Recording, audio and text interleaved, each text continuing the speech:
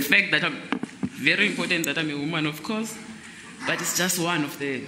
I'm not good because I'm a woman. I'm just a good woman judge. Uragile uNgqongqotjhe ulamula nokumbuza umbono wakhe ngobudlelwano phakathi kwebandla labaphathi namajaji. Nakangakhe afumane isikhundla esiwabeka wathi.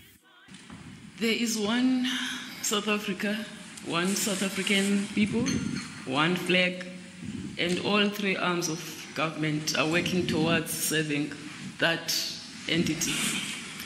So engagement is going to be necessary. U-Mandisa kathomi kuba mdosi phambili ebandleni lamajaji. Ungumma wokuthoma nguNgqongqotjhe uhlungelwa isikhundla sokwengamela amajaji. I will allow you to get to just.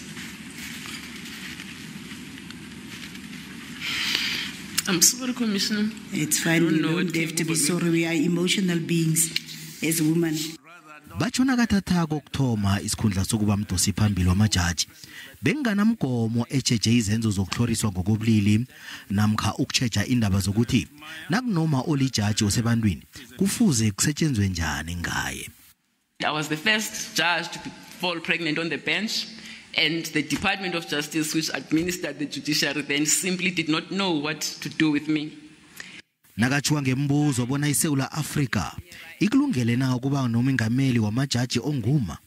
Umaya utshele ibandla labaphathi namajaji bona umbuzo loyo awubaphathi kuhla bomma abaningi. South Africa has always been ready to have a female chief justice. At inception, as you point out, we had strong, capable women in the Constitutional Court. We had Justice Mohoro, we had Justice Oregon, and we know them, what they're capable of.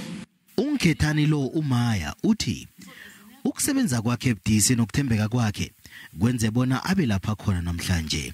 Umaya ubawe umbuso bona unikele aboma namagcwetha wabantu abanzima umsebenzi wokuba majaji aphezulu.